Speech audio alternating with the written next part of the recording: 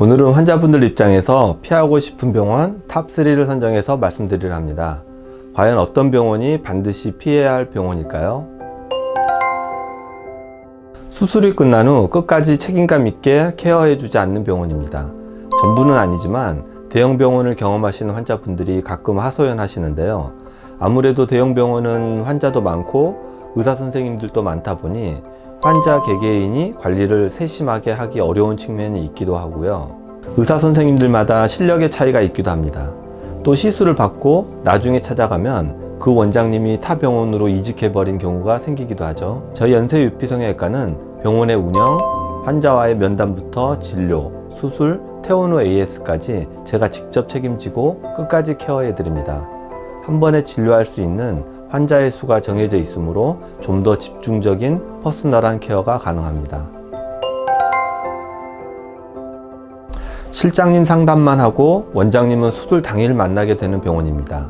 성형외과 진료가 처음이신 분은 놀라시겠지만 일부 바쁜 병원에선 비일비재하게 일어나는 일이기도 합니다.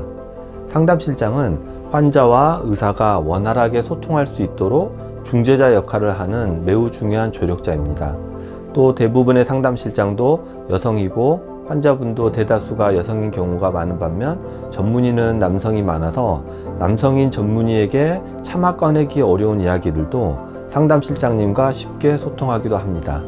하지만 상담실장이 아무리 의학적 지식과 경험이 풍부하다고 하더라도 직접 수술해주는 사람은 아닙니다. 결론적으로 말해서 수술을 할 전문의와의 상담은 반드시 필요합니다. 상담실장과의 상담만으로 수술을 결정하고 일정을 잡는 것은 매우 위험한 일입니다. 상담실장이 아무리 상담을 잘해주셔도 결국 수술의 책임은 상담실장이 아닌 의사에게 있기 때문에 너무나 당연한 일입니다. 전문의와의 상담 없이 수술 부위, 수술법, 일정을 잡고자 하는 상담실장이 있다면 그 병원은 가지 않는 것을 권해드립니다. 환자에게 최선의 수술 결과를 만들어 드리려고 노력하는 의사라면 환자와의 상담을 소중하게 여길 것입니다. 의사와의 소통이 수술에서 가장 중요하다는 점 잊지 마시고 성형을 고민하시는 분이시라면 의사와의 상담을 반드시 하시기 바랍니다. 스타일이나 부작용 위험에 대한 고민 없이 어떤 시술이나 다 가능하고 무조건 좋아진다고 말하는 병원이 있습니다. 또 과하게 추가 성형을 권유하는 병원들도 있습니다. 어떤 병원은 할인 혜택을 주는 방법으로 유도하기도 하고 같은 수술 비용에 두세 군데 성형을 선택할 수 있는 방식으로 유혹하기도 합니다. 이런 병원은 대부분 사후 관리가 부실하기도 합니다. 앞에서 말했듯이 성형은 환자와 의사가 다각도로 많은 점들을 고려해 충분히 고민한 후 시행해야 만족스러운 결과가 나오고 부작용도 최소화할 수 있습니다. 불만족스러운 결과로 재수술할 경우 경제적으로나 시간상으로나 피해가 커지는 것이 당연한 결과입니다.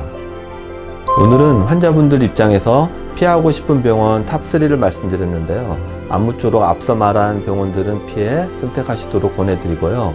수고스럽지만 유튜브 등을 활용해 병원 소개, 원장님의 이야기 등 많은 정보를 알아보시고 두세 군데 정도의 병원을 선정하고 온오프라인 상담을 진행하셔서 자신과 가장 스타일적으로 잘 맞고 소통이 잘 될 것 같은 원장님을 찾으시면 실패하지 않고 후회되지 않는 결과를 내실 거라 생각합니다.